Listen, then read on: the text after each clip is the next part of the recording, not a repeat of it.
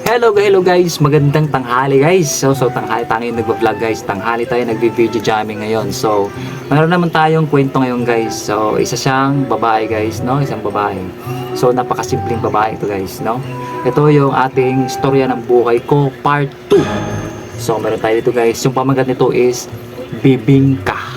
Wow, napakasarap nun guys. So sa pangalan pa lang, bibingka. Ang sarap nun, no? So siguro naman alam nyo na yung bibingka. So okay, start tayo guys. Ipangalan niyo muna lang ako, VGSig, bilang Miss Beng. Oh, Miss Beng. Parang tugma dun sa ano pamagat niya, bibingka. Beng, bibingka. Wow, naman. Nice. Yan. So, puti tayo guys. Sisikap ako sa aking sarili para makaraos dahil ang aking mga magulang ay hindi ako kayang suportahan o pag-aralin dahil sa hirap ng buhay namin. Kaya ang ginawa ko na lang, VGSig, ay magtinda ng mga kakanin. So wala namang masama guys, magtinda tayo ng mga kakanin. Kasi maraming natutulungan tayo dyan guys, lalo na sa mga trabahante. Yung pupunta pa lang, papasok, siyempre pang merienda nila yan guys, no? Hindi nila kailangan maghanap pa sa iba kung nadadaanan kayo nagbibenta ng kakanin. Siyempre bibili yan sila guys kasi yung kakanin isa yan sa pinaka-the best na lutong Pinoy, diba? Sarap niyan, kakanin. Kahit ano na, budbud, bibingka, kahit ano dyan, masarap niyan guys, no? Siyempre bumibili din ako niyan guys, no? Yan, patuloy tayo guys. Nagtinda siya ng budbud, bibingka, puto, at iba pa. Okay, yun nga sinasabi ko guys. Kahit pa paano, VGSig, ay masaya naman ako dahil maraming mga tao ang natutuwa sa akin. Marami din ang naakit at naniligaw sa akin dahil sa aking simpleng ganda. Wow naman, ang ganda. Ang ganda talaga. Ganda to, hindi natin pwede i-reveal guys, no? Kasi naka-video jamming lang tayo guys. Natin siya pwedeng i-reveal kung gano'n siya kaganda. Ako naman. So, i-feeling na lang guys, no? I-feeling na lang sa kwento niya, no? Na maganda talaga siya. At sexy! Yan. So guys, continue tayo guys. Continue tayo. Yan. Parang mga paninda ko. So, normal. Parang singgil na talaga ng paninda mo. Siyempre, maganda yung nagbibenta eh. Diba? Lalo na ang bibingka ko na sing init at sing tamis na aking pagmamahal. May mga sitwasyon, VGSig, na marami ang nagpaparamdam sa akin ng mga kalalakihan. At marami din ang bumibili ng aking bibingka dahil masarap daw ito at matamis na. Siyempre naman, ikaw ba naman, no? Maganda yung nagbibenta ng kakanin, bibingka. Tapos sexy pa. Tapos ikaw naman dun gaganyan-ganyan galang. Tapos, siyempre bubunot ka talaga ng panlaban mo dyan para bumili ka. Magkano is, no? Tapos pagkain mo ng bibingka, wow, matamis nga, sintamis mo. Oh, di ba? Ay, charot. Ayan guys, so continue tayo guys, no? Video jamming lang tayo guys, no? Para enjoy naman natin yung live, no? May technique kasi ako, VGSig, para sumarap ang aking bibingka. Dapat talaga himas-himasin. Ha? Paano ba? Himas-himasin. Ganyan? Himas-himasin. Ganyan? Paano ba maghimas-himas ng bibingka? Kasi di ko alam yun guys, no?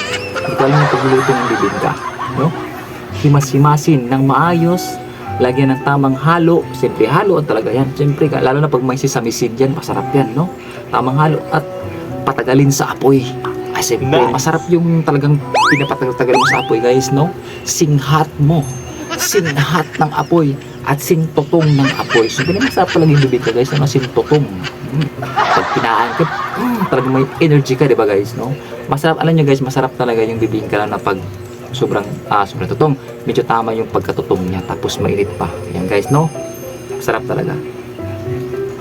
No, patagalin sa apoy parang init ng aking katawan at pagmamahal.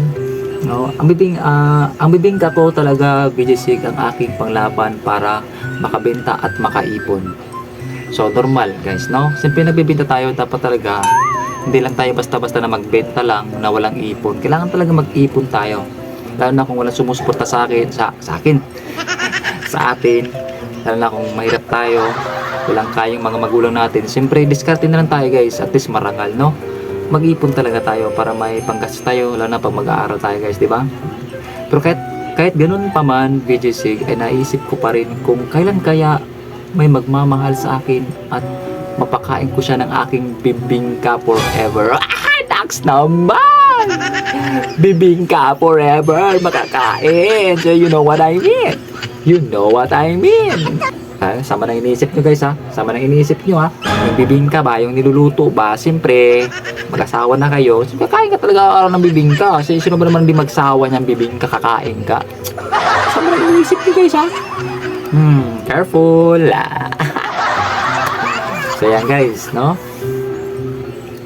Sana video 6 sa programang ito ay may tao na mag-aangkin ng aking bibingka, magbenta at makatulong sa araw-araw. O diba? Sabi ko sa iyo aangkin ng kanyang bibingka. Siyempre aangkinin mo yun, magbebenta kayo, tutulungan mo siya. Siyempre naman magkarelasyon kayo tutulungan mo talaga sa magbenta. O bingka kayo dyan, masarap pa, mainit, may tutong pa. O diba?